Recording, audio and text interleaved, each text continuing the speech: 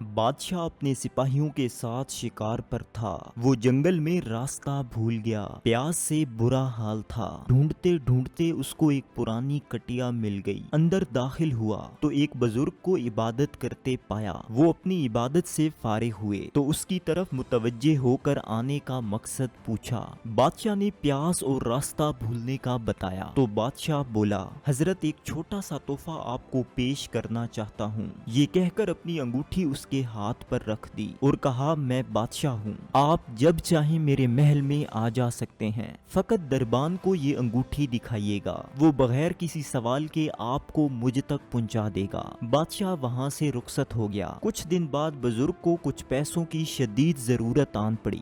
وہ انگوٹھی لیے محل کو چلے۔ دربان نے بغیر سوال کے داخل ہونے دیا۔ سب دروازے کھول دیے گئے اور وہ بادشاہ کے کمرے تک چلے گئے۔ کمرے کے باہر ہی انہیں کسی کے رونے کی آواز سنائی دی۔ دروازہ تھوڑا سا کھلا تھا۔ اندر جھانک کر دیکھا تو حیران ہوئے۔ بادشاہ سجدے میں سر رکھ کر اللہ کے سامنے رو رہا تھا۔ وہیں سے واپس چل پڑے۔ قدموں کی چاپ سے بادشاہ متوجہ ہوا اور وہیں رکنے کا کہہ دیا۔ بادشاہ نے عرض کی، حضرت حکم فرمائیے، میں آپ کی کیا مدد کر سکتا ہوں؟ بزرگ نے کہا، میں کچھ مانگنے آیا تھا، لیکن میں خود شرمندہ ہو گیا ہوں، کیونکہ جو خود مانگتا ہو اس سے کیا مانگنا۔ یہ کہانی پورا فلسفہ بیان کرتی ہے۔ ہم میں سے اکثر اس فلسفے سے نا آشنا ہوتے ہیں کہ جو خود مانگتا ہو اس سے کیا مانگنا۔ ہم ساری زندگی گزار دیتے ہیں لیکن اپنے رب سے محبت کا تعلق نہیں بنا پاتے، کیونکہ ہم رب کے تعلق کو اہم نہیں سمجھتے۔ انسان کی نفسیات میں شامل ہے کہ وہ ہر اس تعلق کو قائم رکھتا ہے اور اہم سمجھتا ہے جس سے اس کا فائدہ جڑا ہو۔ ہم اپنی شعوری زندگی میں اپنے اور اپنے رب کے تعلق کی اہمیت کو جان ہی نہیں پاتے، اس لیے ہم اس تعلق کو جوڑنے کا نہیں سوچتے اور نہ ہی اس کو اہمیت دیتے ہیں۔ ایک بہت اہم اصول جان لیجئے کہ انسان جس بھی کام کو اہم سمجھے اور کرنا چاہے اس کا راستہ بننا شروع ہو جاتا ہے۔ سب سے پہلے تو اس بات کی اہمیت کو سامنے رکھ لیجئے کہ بغیر اللہ تعالیٰ کی مدد اور رہنمائی کے کوئی بڑا کام ممکن نہیں۔ رب کی ذات کی عظمت یہ ہے کہ وہ آپ سے بڑا کام بھی کرواتی ہے اور اس کام میں برکت بھی ڈالتی ہے۔ آپ کی ذات سے کسی کو نقصان نہ پہنچنا بلکہ فائدہ ملنا برکت اور فضل کی دلیل ہے۔ اللہ تعالیٰ نے آپ کو جسمانی صلاحیتوں سے نوازا ہے۔ آپ اپنے جسم کی طاقت سے وزن اٹھا سکتے ہیں، جسمانی محنت کر سکتے ہیں، دوڑ سکتے ہیں، لیکن جسمانی صلاحیتیں دوسری مخلوقات میں بھی موجود ہیں۔ گھوڑے کی طاقت کی وجہ سے ہارس پاور کی اصطلاح استعمال ہوتی ہے۔ ہرن اور چیتا انسان سے کئی گنا تیز دوڑ سکتے ہیں۔ اس طرح آپ کو ذہنی صلاحیتیں بھی عطا کی گئی ہیں۔ آپ کی یادداشت، آپ کی آبزرویشن اور فیصلہ کرنے کی صلاحیت ذہن کے تابع ہے۔ لیکن آپ یہ جان کر حیران ہوں گے کہ شاہین ایک وقت میں 60 مربع کلومیٹر کا علاقہ دیکھ کر اپنے شکار کو تلاش کر لیتا ہے۔ ریچھ کی یادداشت کے کئی واقعات آپ نے سنے ہوں گے۔ قوت فیصلہ کسی حد تک بندر اور بند مانس میں بھی ہے، لیکن ایک واحد صلاحیت ہے جو صرف انسان میں ہے اور باقی مخلوقات میں نہیں، وہ روحانی صلاحیت ہے۔ روحانیت دراصل خدا اور بندے کے درمیان تعلق کا نام ہے۔ ہم پہلے بتا چکے ہیں کہ اس سفر کا راستہ آپ کو مل جاتا ہے جس سفر کو آپ اہمیت دیتے ہیں۔ زندگی کا ایک بہت بڑا المیہ یہ ہے کہ جب ہم کچھ سیکھنا چاہتے ہیں تو سیکھنے کی صلاحیت سے محروم ہو چکے ہوتے ہیں۔ یہ تمام باتیں جن کا ذکر کیا جاتا ہے، ان کے سیکھنے کا بہترین وقت لڑکپن اور جوانی ہے۔ آئیے آج ان 5 طریقوں کو جانیں جن سے آپ کی روحانیت بیدار ہو سکتی ہے۔ نمبر 1، اللہ تعالیٰ سے تعلق یا روحانیت تب بیدار ہوتی ہے جب آپ دعا کا سہارا استعمال کرتے ہیں۔ آپ مکمل یقین کے ساتھ بغیر دیکھے اللہ کی ذات سے مانگتے ہیں۔ آپ کے ہاتھوں کا اٹھنا، آنکھوں کا جھکنا اور آنسو اس بات کی علامت ہوتے ہیں کہ آپ کا دینے والے سے کوئی تعلق ہے۔ اللہ تعالیٰ کے در کی گدائی آپ کو در در کی ٹھوکروں سے بچا لیتی ہے۔ اللہ تعالیٰ سے مانگنا بذات خود اللہ تعالیٰ کی طاقت کو تسلیم کرنے کے مترادف مترادف ہے، اور جب آپ کو پتا ہوتا ہے جس سے میں مانگ رہا ہوں وہ اس کائنات کا سب سے طاقتور بادشاہ ہے، بلکہ یہ کہہ لیں کہ اصل بادشاہ ہے، تو آپ کا اعتماد مزید بڑھ جاتا ہے۔ در حقیقت دعا پر اعتماد ہی اللہ پر اعتماد کی نشانی ہے، اس لیے آج سے دعا مانگیں، رب سے شرمائے بغیر مانگیں۔ مانگنا تعلق کو ظاہر کرتا ہے، اس لیے اپنی کامیابی مانگیں، جذبہ مانگیں، خیر مانگیں اور برکت مانگیں۔ اللہ تعالیٰ کو اپنے بندے کا مانگنا بہت اچھا لگتا ہے، پورے مان کے ساتھ مانگیں، یہ کہہ کر مانگیں کہ اے میرے اللہ،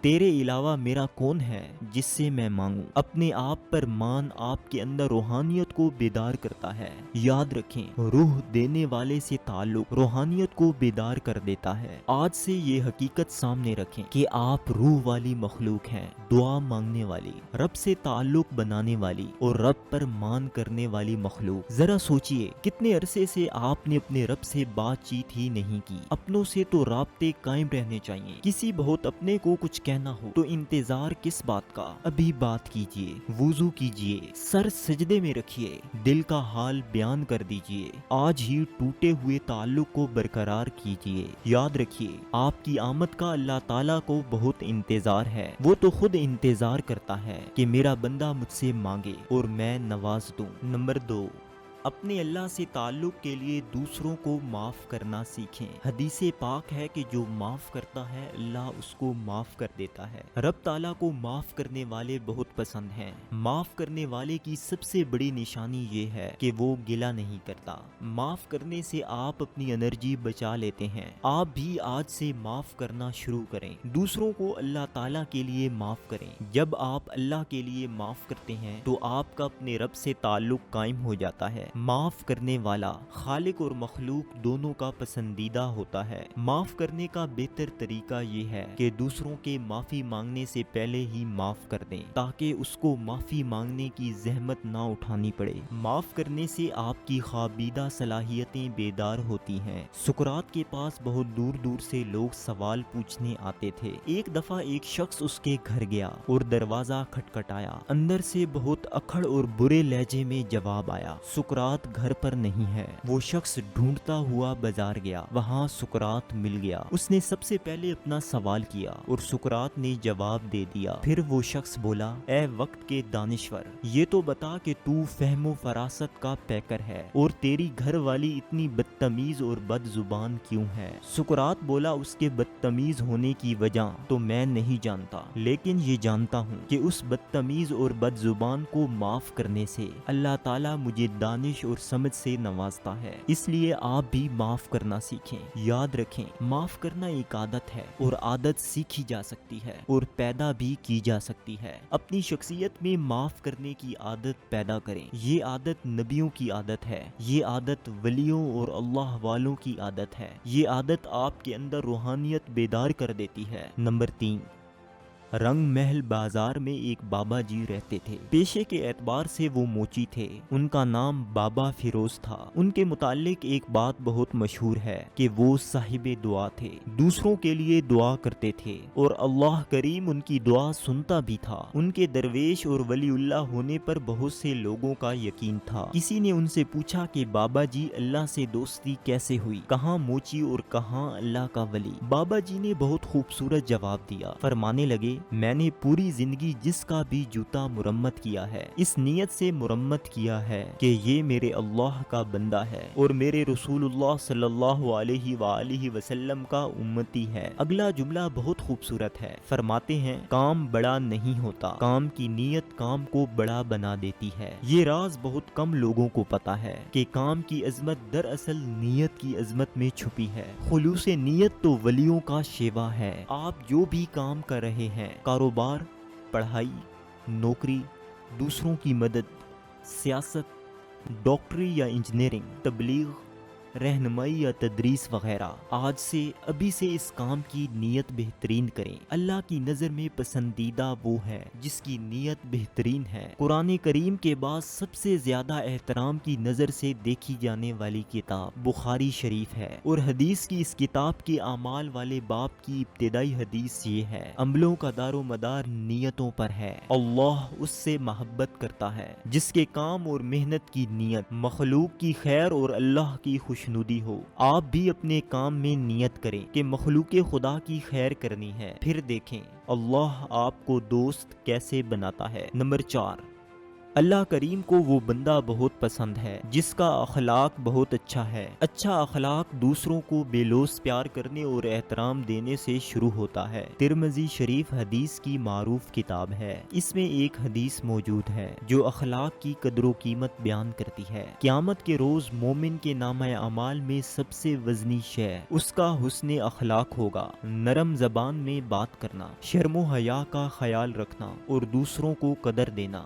اخلاق کے زمرے میں آتا ہے۔ اگر آپ اللہ کی مدد چاہتے ہیں تو دوسروں کے ساتھ اچھے اخلاق سے معاملہ کریں۔ اچھے اخلاق والے لوگوں کے دوست زیادہ ہوتے ہیں۔ یاد رکھیں، عزت اور محبت ہمیشہ دینے سے ملتی ہے۔ ہم عزت اور محبت کا تقاضا کیے بغیر دوسروں کو محبت دے رہے ہوتے ہیں۔ آپ اچھے اخلاق سے پیش آ کر دیکھیں تو صحیح، آپ خود کہیں گے میٹھے بول میں جادو ہے۔ ان لوگوں کا اخلاق بہت زیادہ اچھا ہوتا ہے جو یہ جانتے ہیں کہ اخلاق کی طاقت جسمانی طاقت سے زیادہ ہے۔ آپ اپنی یادداشت پر زور ڈالیے، آپ کے دل میں ان سب کی محبت بھری یاد ہوگی جن کے اخلاق اچھے ہیں۔ ماہرین کی ریسرچ کے مطابق ان لوگوں کے کاروبار ترقی کرتے ہیں جن کے اخلاق اچھے ہوں۔ بد اخلاق انسان اپنے دنیاوی دوستوں سے بھی محروم ہو جاتا ہے اور اللہ کی دوستی بھی اسے نہیں ملتی۔ آج سے اپنے اخلاق کو بہتر کریں، اچھے بول بولنا سیکھیں، دوسروں سے پیار کرنا سیکھیں، یہ سوچ کر کہ اللہ تعالیٰ اس عمل کو بہت پسند فرماتے ہیں۔ نمبر 5،